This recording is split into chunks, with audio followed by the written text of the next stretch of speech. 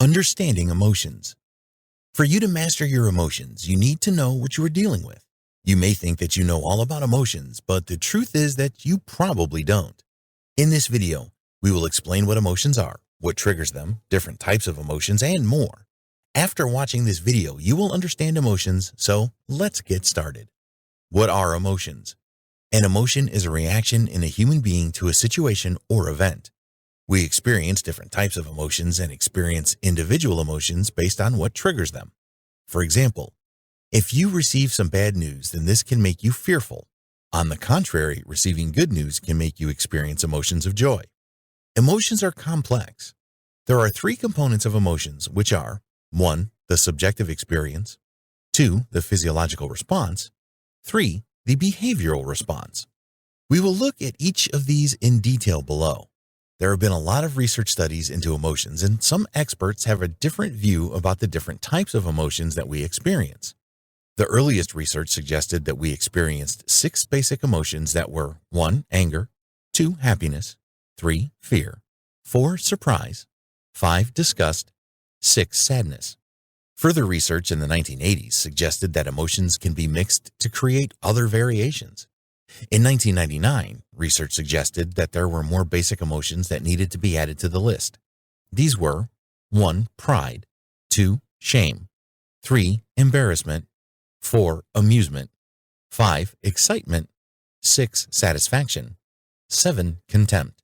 The combining of emotions can certainly create different emotions within us.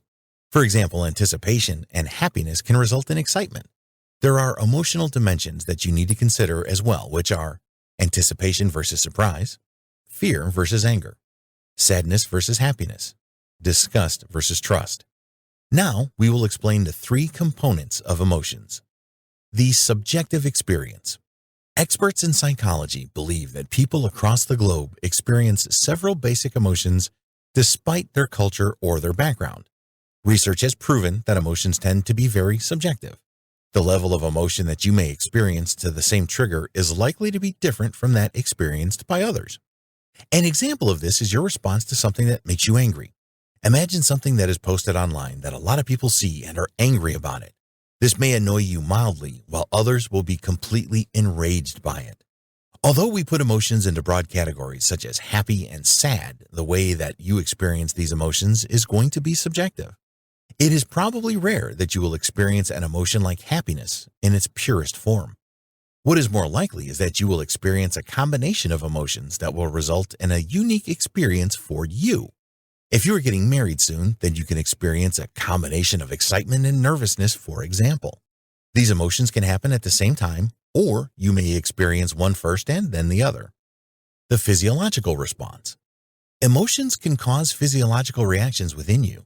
If you are anxious about something, then this can cause your heart to race, and fear, which makes your stomach churn. Our brains are hardwired for survival, and if a threat is perceived, then it will automatically put you into fight or flight mode. There are physiological symptoms associated with this. For example, you might experience your heart racing or your palms begin to sweat. These are all controlled by your sympathetic nervous system, which has control over the involuntary response of the body. This includes digestion and blood flow.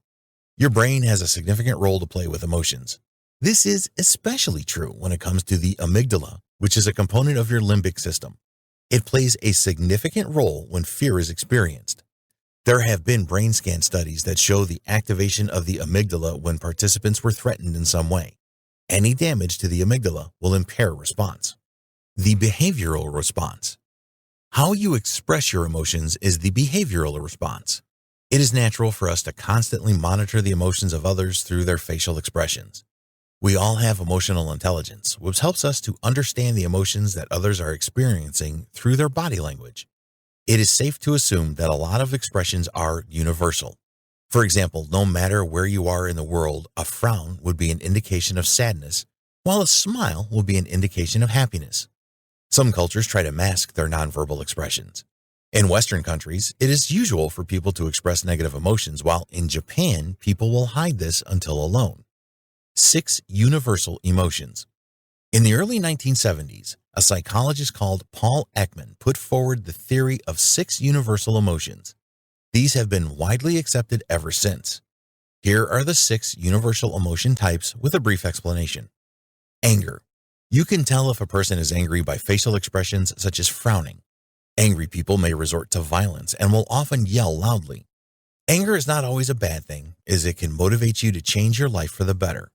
Controlling your anger emotion is important so that you do not cause harm to yourself or other people. Disgust. You can experience the disgust emotion on a moral level or a physical level. If you see someone doing something distasteful to you, then you can experience moral disgust. A physical smell from rotting food, for example, can create a physical disgust emotion. Fear. There is real fear and irrational fear. Both of these can cause your heart to race and trigger your fight or flight response. A lot of people have irrational fears when there is no real danger, but they think there is, so they experience the same strong fear emotion. Happiness. Happiness is an emotion that we all crave. It is a pleasant experience for us, and we feel satisfied and have a good sense of well-being. When you are experiencing the happiness emotion, you may speak in an upbeat way and smile a lot. Sadness.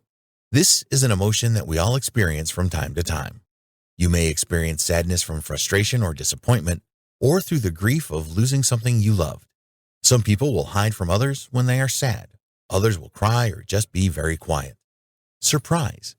You can experience a nice surprise emotion or a nasty surprise emotion.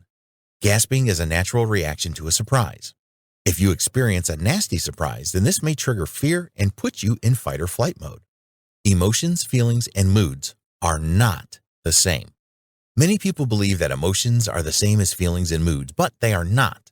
An emotion is usually intense but often short-lived. Most of the time, there is a cause of an emotion that you can identify. For example, if you upset your partner intentionally or unintentionally, you can experience sadness. The way that we feel is a direct result of our emotions. You will feel a certain way depending on how you perceive a particular situation. Emotion can make people feel differently. How you feel about experiencing sadness can be very different from how someone else feels about it. What is a mood? It is an emotional state that tends to be temporary. At times, your mood can be determined by a clear reason. If you believe that things are going well in your life right now, then you will be in a happy mood. But it is not always obvious why you are in a particular mood. In the next video, we will discuss the benefits of mastering your emotions.